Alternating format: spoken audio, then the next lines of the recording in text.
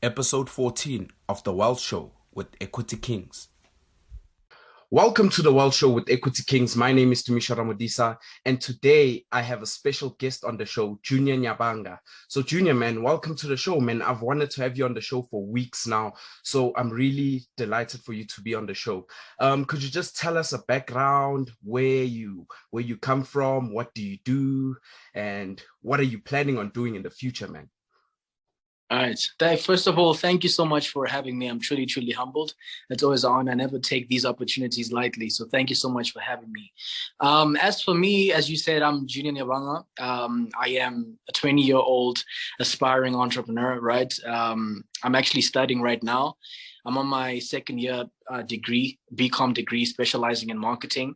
So by profession, I am a marketer. I would like to say that I'm a business head. I mean, I grew up a very business associated family, specifically in the spaces of engineering and property development. So I've always, from a young age, been exposed to the whole business environment. I mean, I tried to put myself in other spaces of life, but I don't know, the universe has always found a way to put me back to what I think I was called for, right? So yeah, in terms of background, that's what I am. I am a South African person who really believes in Africa. Right. I really, really believe in Africa and its potential. So every time that I consider certain investments and which ways I can contribute, I always tell people that I truly believe that every single person has been called to deliver some sort of value, right? Nobody was called or designed or created by God just to be a space of decoration. Everybody has a certain calling, right? Yeah. So I just want to play my part. So when my time comes for me to leave, can I leave saying that I did my part? Did I make my contribution? Did I live out my purpose? So I truly believe that I am called in the space of business to deliver value, right? And that's what I'm trying to do. So like I said, by profession, I am a marketer, right? I really love marketing. I believe in marketing, not to credit other areas of business or other functions of business. It's just that marketing is a space that I really, really, really fell in love with because of the way it allows innovation and creative thinking and just really breaking out change, right? And I feel like marketing is a space that's always trying to change and go with the way the world is moving in terms of patterns. So by profession is that, but I do consider myself a general entrepreneur in terms of I do look at other areas in terms of investments, right? And like I said, yes, investment, but I always find ways in which I myself as an entrepreneur can contribute and make this world, our continent as Africa, a better place. So that's where I'm heading. Every single plan that I have is to contribute to that, right? I'm also a content creator. I'm a podcaster, right? I kind of started with that, but it's going well, and I've been getting some really good reviews and stuff like that. So I really thank God for that, and I thank the people who are supporting me. But yeah, that's just a general brief of what I do. But I'm also a business analyst. By that I mean I study other people's research, business research, to see. To keep updated with the recent trends that are happening in the business environment, specifically in Africa. I'm really, really passionate about the business environment in Africa and how we can move as a continent, as a people, to create an economy that is beneficial for every single citizen of this continent. So that's the space I'm in. I believe in business. I believe in entrepreneurship, and it's a space that I'm working really, really hard. You know, of course, there's certain things I can't really mention because there's still stuff that are on the card. But what I can say that there's good stuff that I'm working on that should break through by God's grace very soon. So yeah, that's just a little description of what. Yeah, I mean, you're such a well-spoken person, to say the least. So regarding business, right? Because you're a business person, right? So what are the qualities that one should have as an entrepreneur? Because this is something that I constantly talk about, and people say, oh, I want to be an entrepreneur. I want to be an entrepreneur. Yes, and it's easy to say that, but you need those qualities, or you need to develop those qualities. So what do you think someone should have as an entrepreneur in terms of their personal qualities, their personality, and things like that? What do you think?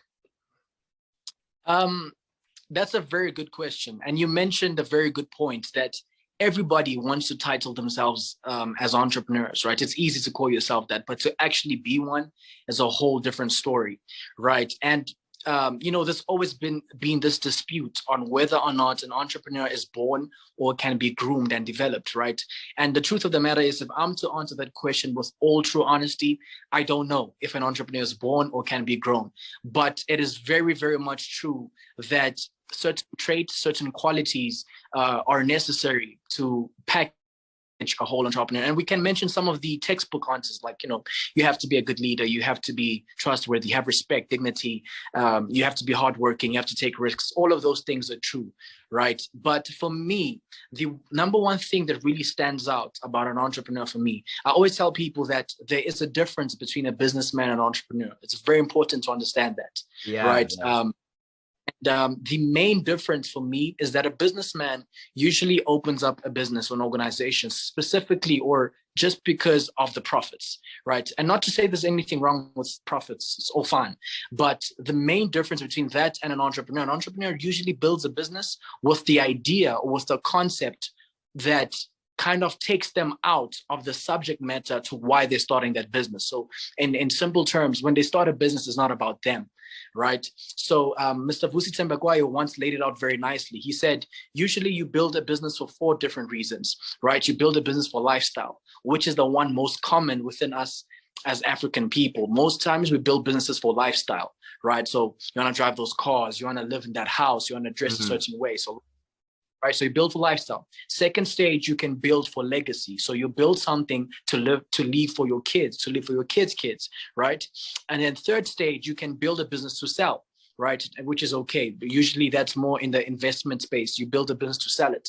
And then the fourth level, you build a business for philosophy. So when we talk about building a business for philosophy, that is building a business that is purely intended to try and change the world in a specific way, right? And for me personally, that's the stage in which I'm inspired. I'm inspired by people who build businesses with the intention to change the world, to contribute to the world. It comes back to what I said. We all have a certain value that we're supposed to dispose. So the philosophy people is what I am inspired by. So it comes down to intention. For me, the real entrepreneurs are the people at that level, philosophy. Yeah. I mean, you think that Jeff Bezos built Amazon thinking about I would argue, right?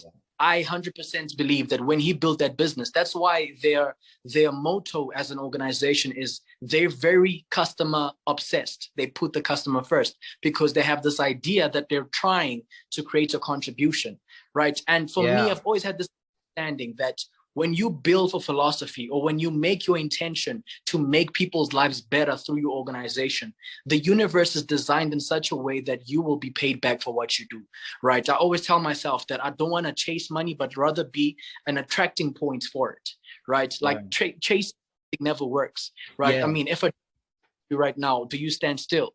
When a dog chases you, you run away. So the more you chase something, the more it runs away from you and the harder it is to acquire it, right? So that comes down to service. For me, real entrepreneurs are the people in the service level, in the philosophy level, who build businesses for a contribution in the world with the intention to build something that's going to change the lives of people, right? And for me, like I said, the universe is designed in such a way that it ensures that you are paid back when you build for reasons. And it's not to dispute the other stages. I mean, if you're building for profits, there's nothing wrong. If you're building for legacy for your kids, nothing wrong. If you're building to sell, there's nothing wrong. But for me personally, I'm inspired by philosophy, people who build to change the world. So in terms of building for value, because that value then transmits into money, because you first have to think about the value you're providing for other people. Like Jeff Bezos, if he just thought about money, Amazon wouldn't be this far, because he had to think about how people can actually benefit from this product that he's selling, this service that he's selling. And so, okay, he looks at all these things that are going on in the world and he looks for that value. How much value can he provide? And he knows that that value is going to yield a certain amount of profit in the future. So value is so important. Like you just mentioned, value is extremely important. 100%. I totally agree. I mean, and I feel for me, that's one of the reasons why businessmen are never able to expand or grow their businesses. They'll stay in the same space for 20 years because they're businessmen. But when you're building for value, you're always forced to think innovatively because you always have to find new ways to provide that value to your customers, right? And that's why you're expand, right? Businessmen don't expand. They'll build a business that will remain the same for 20, 30 plus years, right? But entrepreneurs who build businesses for value, for philosophy, like you said, they're forced to expand, to create innovative solutions, to provide to their customers and to the public as a whole. So for me, the main highlight in terms of quality and traits in an entrepreneur is intention. Why are you building that business? What are you trying to do? What's your end goal? Is it just for you, or are you removing yourself from the subject matter to why you're building that business? So I think that's the best way I would say the most important thing for me as an entrepreneur needs to have.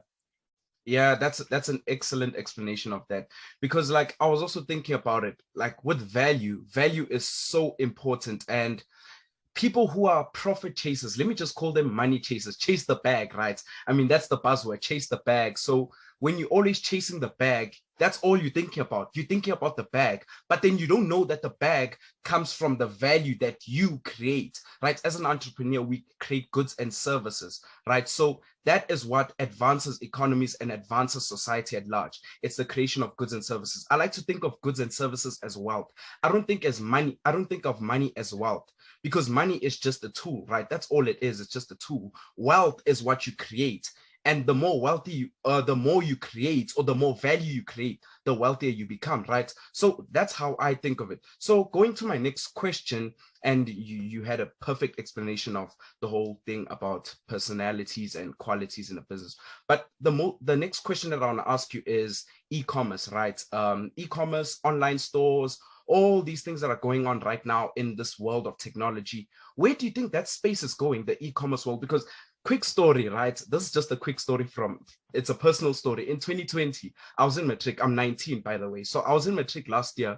And like, I started this business, right, on Shopify, right? I started this online store, this e-commerce store, because I saw this thing is booming, right? So I'm thinking, nah, I can actually get into this boom. So, okay, I told myself, let me start this business, right? I was selling electronics, right?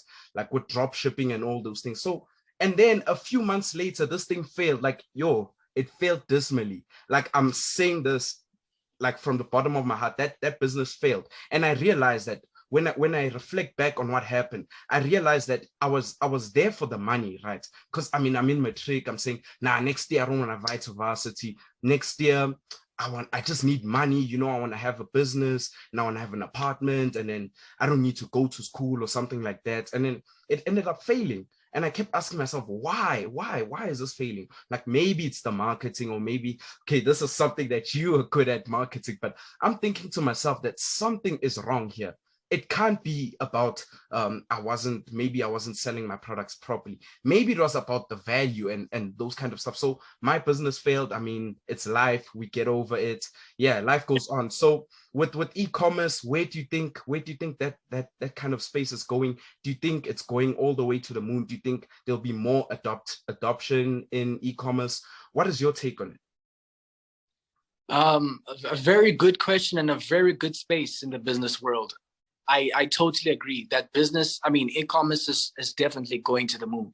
I actually think it's just going to get better and better and better.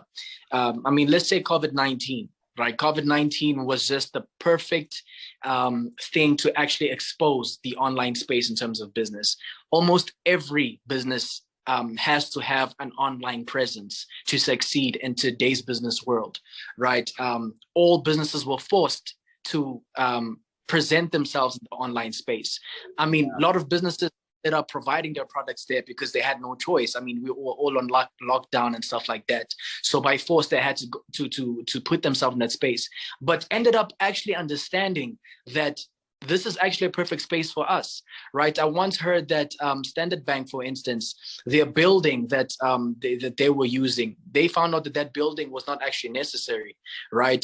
In terms of workspace, because a large percent of their people were still working offline, right? What I mean that were working from home, not necessarily in the building that they needed, right? So that just shows you that in online space is really going to dominate. And we see this in everywhere. It's not just business, education.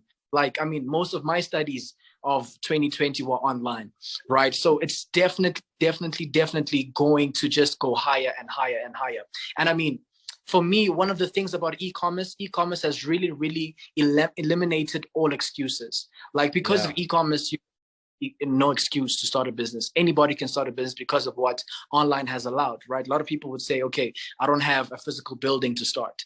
I don't have a marketplace, right? No excuse. So where do I start?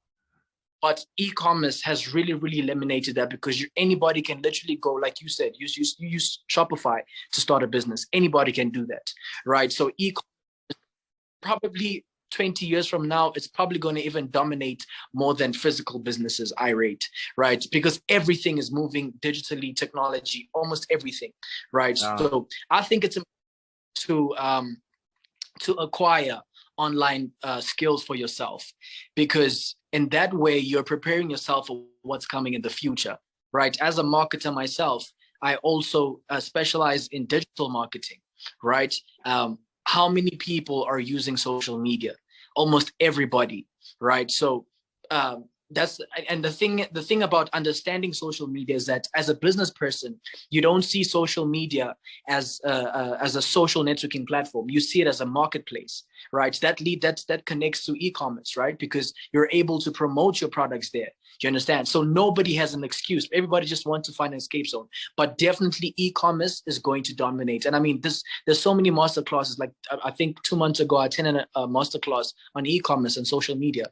And it was just this very same language, that e-commerce is not going to die anytime soon. In fact, maybe live forever, because everything is just going digital. So if you're going into business, if you're choosing to take on the entrepreneurial path, then acquire e-commerce skills, right? Because even if you're not selling your product in that space, but you're still going to need the necessary knowledge and skills to effectively promote yourself in that space, because everybody's online. Everything is online. I mean, let's take Amazon. Is one of the biggest organizations in the country. I mean, in the world, sorry. And they started off only on the online space, and they just continue to have sales. I saw that Shopify had a 280% increase in sales in 2020, right? Only in the online space. That is just crazy. So if you're wanting to go into the space of business, e-commerce, like I said, has eliminated all excuses. You can literally start this today, right? So e-commerce is the future, and I find it of high importance that you understand it and acquire skills for yourself. Yeah, e-commerce is the future. I mean, you can scale in that kind of business. You can really scale. I mean, you made an example of Shopify. Shopify is scaling each and every single day. And what's even fascinating about Shopify is that it's not like it's selling specific goods and services. No, it's connecting buyers and sellers, right? So it's just like the middleman. So it has a very weird business model, but it's actually very profitable. And it kind of makes sense when you think about it, because they are the middleman. Let's say you want to start a business, or someone like me, I want to start a business, and Shopify says, okay, we'll host your business for you online. We are the hosting service. And then they connect you to people who want to buy, like customers and stuff like that. So e-commerce is a very creative kind of space. It's really creative. I'm not sure if you're willing to get into e-commerce sometime. Are you planning on doing something like that in the future? Like I said, I just feel like e-commerce is going to be as normal as breathing in the business environment. So I feel like indirectly, all of us in the business world will be exposed or in the space of e-commerce in some degree. So even if I didn't want to, I guess I will be involved in it regardless, right? So I might as well just start, like I said, equipping myself for that space, right? And like I said, I'm in the marketing space, right? In fact, next year I'll be launching a marketing agency, which is purely going to be in the space in the digital world, right? Wow. So I don't need a building to do that. It's a service that I can provide in the online space, right? So indirectly, that's e-commerce, you know. So we all there, you know what I mean? And it's not just when you're a content creator yourself, you're providing your content online that makes you in e-commerce, right? So we all there, even not aware of it, but e-commerce, like I said, is going to be as normal as breathing in the future. Nah, true. I agree. You couldn't have said it better. Yeah, man. So I just want to move on, and this might be a dramatic turning point, but I want to talk about agriculture. The reason why I want to talk about agriculture is because I saw the first time I saw you on IG, I think I was just scrolling through my feed, right? And then I think there's this explore page on IG. So I'm Yeah. going through my explore page. I'm going through my explore page, just looking at videos and pictures. And then suddenly I just see this boy, Junior Nyabanga. Hey, man, okay, this boy is talking about agriculture. And I'm like, this boy saying some interesting stuff. That was actually, I think it was part 2. You have like, you put those videos in parts, right? Part 1, 2, 3, 4. So I was watching part 2 and then I was like, nah, this is actually something interesting. So I did my own research then, and I realized, no, I have to get this guy on the show to explain what's going on with the agricultural space, especially in Africa, because you pointed out in your video that Africa is importing more than it's exporting in agriculture. So that's a problem because Africa isn't developing in the agricultural space. And you have a solution to that, or you have solutions. Could you just run those solutions through with us? Yeah. Like I'm sure you heard in one of the videos, I did say that agriculture is definitely for Africa. Well, that's only if we utilize it effectively, right? I'll just give an example. If we look at lockdown, peak lockdown, level 5 lockdown of 2020 in South Africa, almost every industry was closed, almost except one. Everything was closed except supermarkets. Supermarkets were still working. Yeah. That's just that no matter what happens in the world, people will always have to eat, right? Eating is not a want, it's a need. It has to happen, right? So that alone should just tell you what potential we have for agriculture in Africa, right? So the population is expected to reach 9 to 10 billion by 2050. So according to stats, if the food production was to stay the same, only 50% of those people in 2050 would be fed, right? That means 4.5 billion people would be starving, right? So food production has to increase by 70% to feed all those people in 2050. And why Africa becomes the shining light is because Africa has 60% of the world's edible land, right? That's just, it's on us, literally, right? Yeah. And for me, thing of the rest of the world knows this. The rest of the world is looking at Africa. We just don't know it, right? So if we as Africans don't take on this opportunity, right, the rest of the world will. And I guess we can't blame them because we're the ones who are sleeping, right? Yeah. So food security is always something that the world is constantly analyzing, right? It's something that is so important for everybody. Like I said, eating is not a want, it's a need, right? So when we look at Africa, like for instance, there was a time where oil really boosted in Nigeria. Like it just took a high jump. Oil and then production. Oil production. Yeah. So then agriculture was completely neglected, right? And the funny part is that 54% of Africa's population is in the sector of agriculture. But yet we're spending so much money importing food, right? Yeah. For me, the same way China is currently dominating the manufacturing sector, Africa can also dominate the world. Like stats prove that Africa can feed the entire world. Look, in terms of opportunities, in terms of investment, it's there. The president of the African Bank said that by 2030, agriculture will be $1 trillion business, right? So it will make money for people. Like he even said that future African billionaires will come from agriculture. But that's not the points that I'm really trying to focus on right now.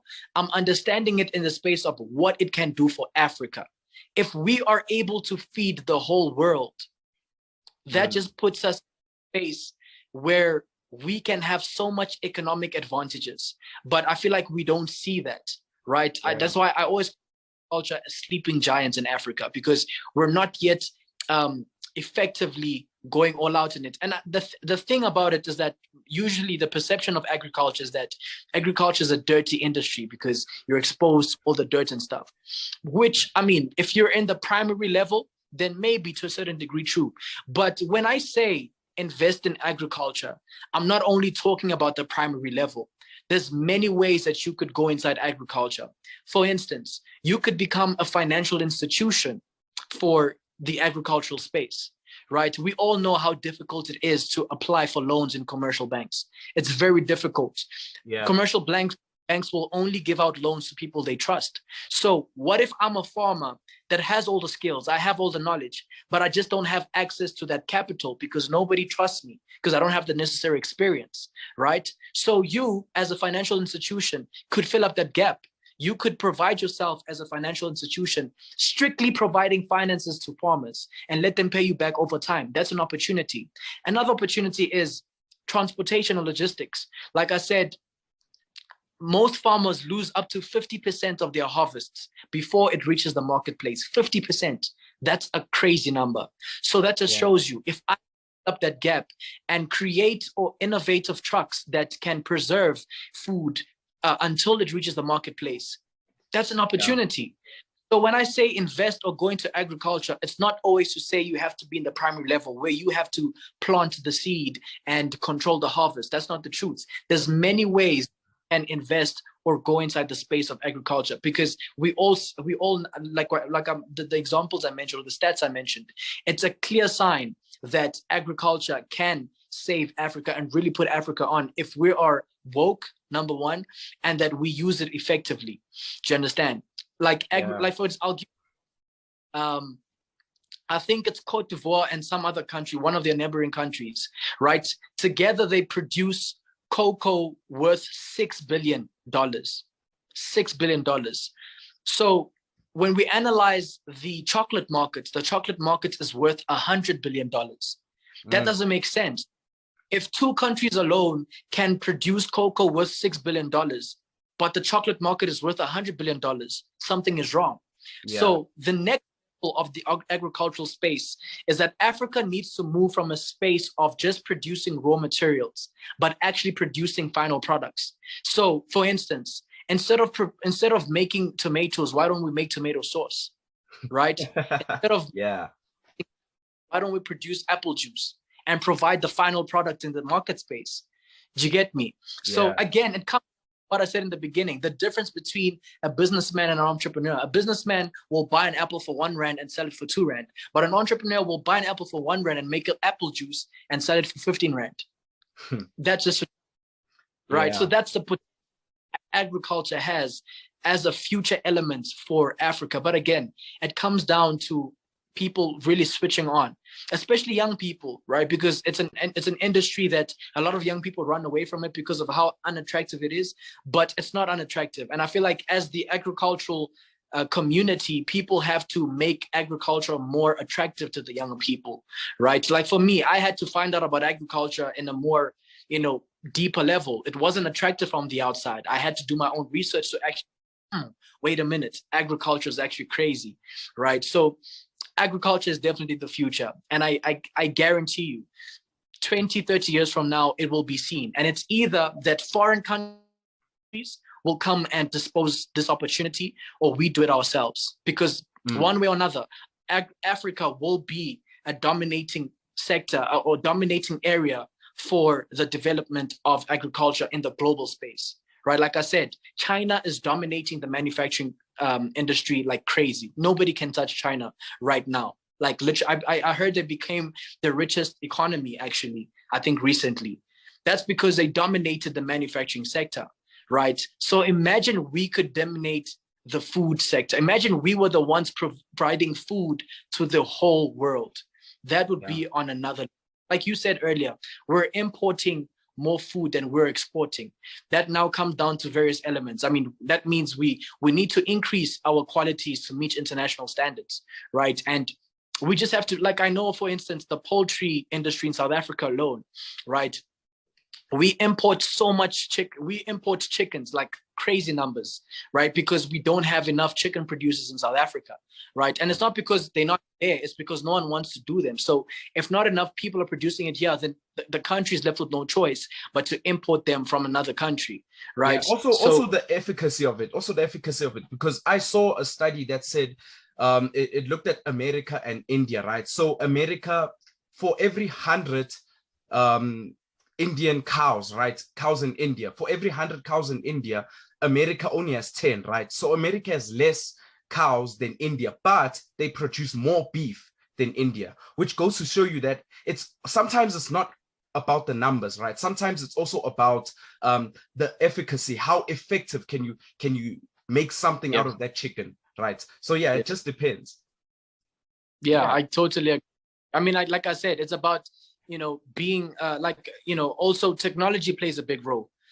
Netherlands is the second largest food exporting country, right? So they dominate. They, like, in 2017, they sold food worth like 92 billion alone in 1 year. In 1 year. That is crazy numbers. And they did this by investing in innovative technologies, right? To produce more output using less input. Like you said, that comes down to technology. Maybe that the reason to that is because American technology is much more advanced than the Indian economy, right? Because you could have all the cows, but if you don't have the technology to effectively and efficiently produce those final products, then it comes down to what I said. Having the raw products doesn't mean we have everything in Africa. We have tomatoes like crazy. Like the Limpopo province is a small town that the whole world gets its tomatoes from. Literally, a small town in Limpopo is the highest tomato exporting place in the whole world. So having the raw material, because I mean, if we sell a tomato to an American, but they sell it back to us as tomato sauce, who's winning? Right? America, obvious. Yeah. I mean, so having the raw materials means nothing. We need to start producing the final products. If we look at like Dangote, he went into agriculture too. I mean, he opened up Aliko. Sorry? Yeah. Aliko Dangote, yes. The Nigerian businessman. Of this so much because he made investments in this space as well. I mean, he provides sugar, and all these things, because agriculture is just that thing for African people. I times as Africans, we create businesses based off foreign solutions, right? So we look at American problems and try to create businesses here for American problems. That makes no sense. Let Americans solve their own problems. What problems do we have as Africans, right? So like I said, I mean, you go to university, everybody wants to create an app, literally everybody. You know what I mean? But what problem are you solving? Are you creating that app based off a foreign problem?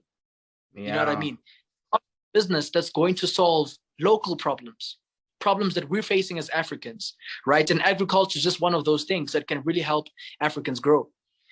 Yeah, that's actually true. Yeah, what problem are you solving? Yeah, the bigger the problem, the wealthier you become. But it's not about the wealth, but I mean, yes, that is the final product. So like with agriculture, you mentioned something important about transportation. So someone could say, oh man, Junior, what transportation, imagine using trucks and stuff like that, because Africa, if you look at Africa compared to the world, right? This is something that I just found out a few days ago, right?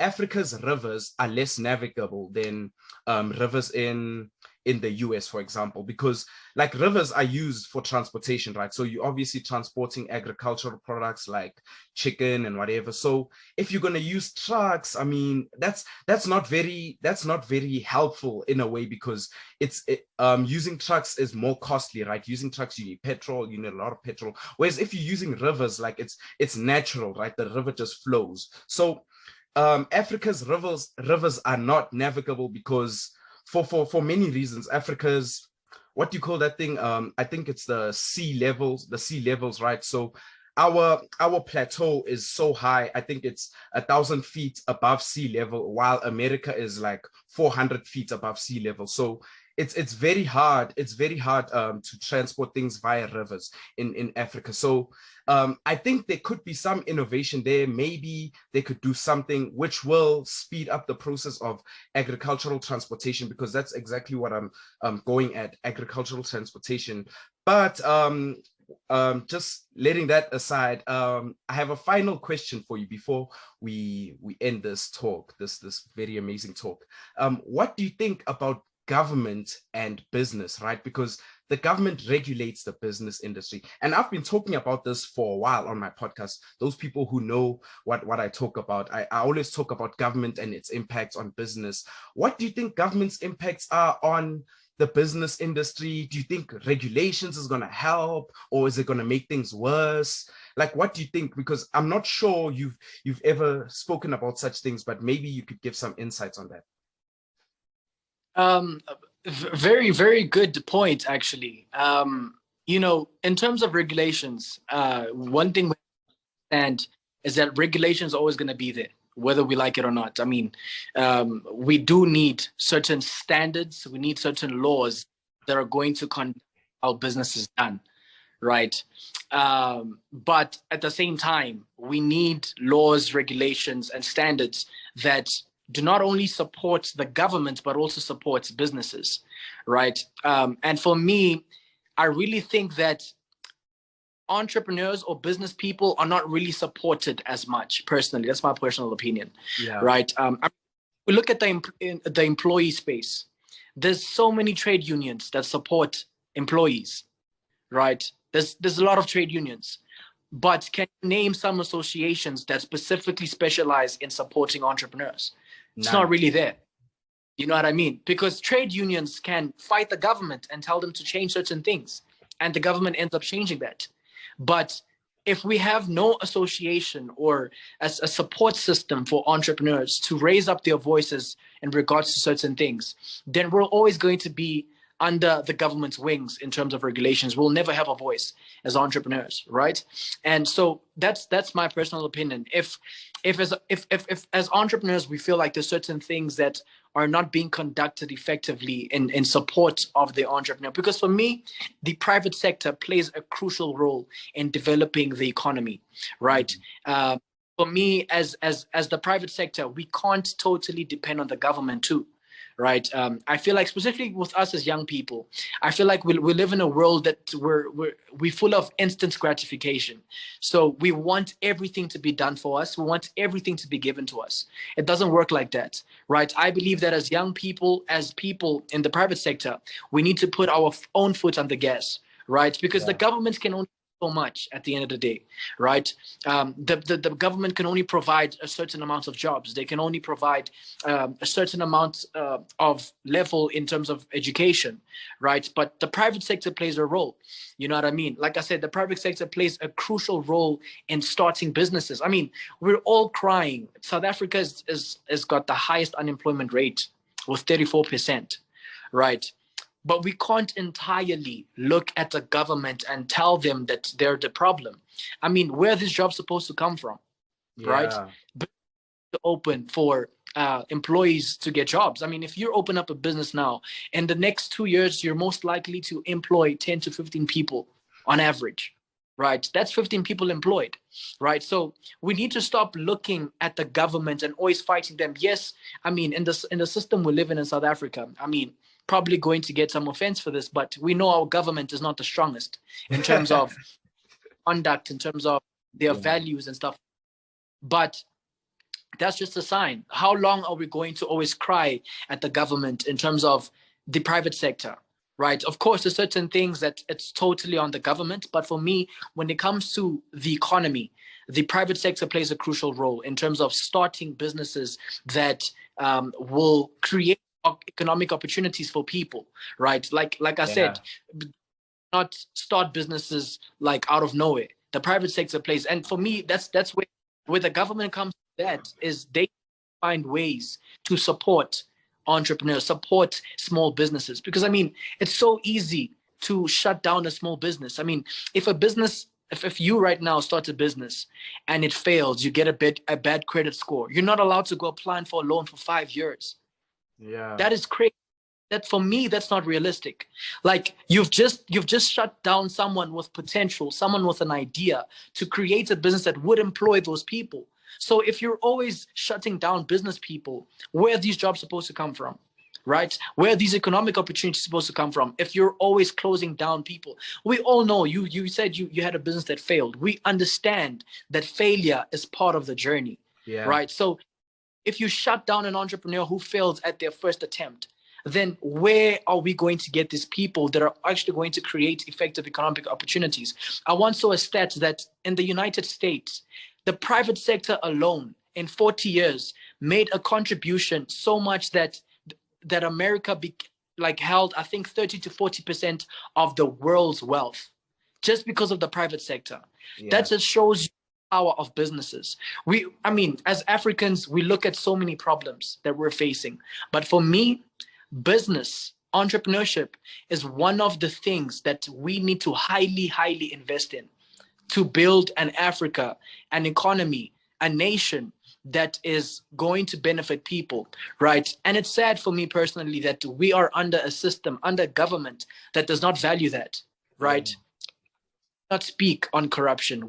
That just says everything for itself, right? But again, so are we always going to be under the wings of the government? We can take our own steps and put our own foot on the gas and create opportunities for ourselves, especially as young people. You know, my thing about young people is that we may be citizens as for now, but in the future we will be the leaders, right? So it begins now with us really. That's why the voting stats for young people is so low, because young people feel like they're not part of the system. They feel like they're in the system, but not part of it in terms of they don't have a voice, right? So in terms of regulations, I am for regulations. I am for laws. They need to be there to develop a conduct that every business can work with. But at the same time, those laws, those regulations can't be to the expense of the entrepreneur. It can't be to the destruction of the entrepreneur. They need to be conducted in such a way that entrepreneurs are supported. Like I said, there's so many associations that support employees, but we don't have associations that support businesses and entrepreneurs as people. You know what I mean? So regulation is always going to be there for me, but it's just a matter of, if the government feels like we're not raising our voices, then they'll continue to do as they do, as they please, right? So that's my take on regulations and the government. For me personally, I don't look at the government that much. You know what I mean? I don't try analyze on what they can give or what they can do for us, right? Especially with the government under in South Africa. So for me, that's not something I critically think about. I fully believe and think that as people, as the private sector, we need to put our own foot on the gas. The people are already doing that. So this is just my message to young people, that let's hold hands and let's fight for the same thing in terms of creating opportunities for ourselves. Let's work together. Let's move away from this syndrome of always wanting to receive and just sitting back, right? These jobs won't come out of the blue. We have to create them ourselves, right? So in terms of government, I'm not the biggest government speaking guy. That's why you'll see on my content, I really reflect on government decisions, stuff like that. Yes, I'm super aware of it, because we don't have a choice, because most of the things we do are in some way conducted and led by what government decides. So as entrepreneurs, as business, as people participating in the economy, we have to be conscious of the government. But in my personal opinion, I just feel like I try and move away from what can the government do? What can the government do this and do that and do this? You know what I mean? So that'll turn me into a politician, and that's a space I don't want to be in at all. I mean, so yeah, that's my space in terms of government and relations. Yeah, man, that was a decent answer. It was an excellent answer. I think no one could have said it better than you. That was so intelligent. I have no objections. I mean, but I would argue that government impedes economic growth, because I think businesses and government go at odds all the time, because the government is trying to clamp down on businessmen, because apparently employees have to be whatever. And so the government is always at odds with the businessmen. But that's my opinion, but I don't want to get into that. But yeah, man, thank you for coming on the show. Do you have any last words? Is there any place my listeners can find you? Instagram, email? Yeah. Where can they find you? Any last words? Okay, thank you so much. I'm available on all social media platforms. I'm on LinkedIn, I'm on Facebook, I'm on Instagram, also on YouTube. Just simply my name at Junior Nyabanga, JUNIORNYABANGA. So you can find me anywhere. My email is also juniornyabanga@icloud.com.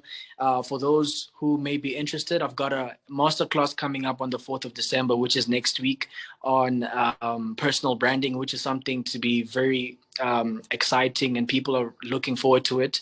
So that's coming up. That's the biggest thing for me that's coming up in the next few weeks.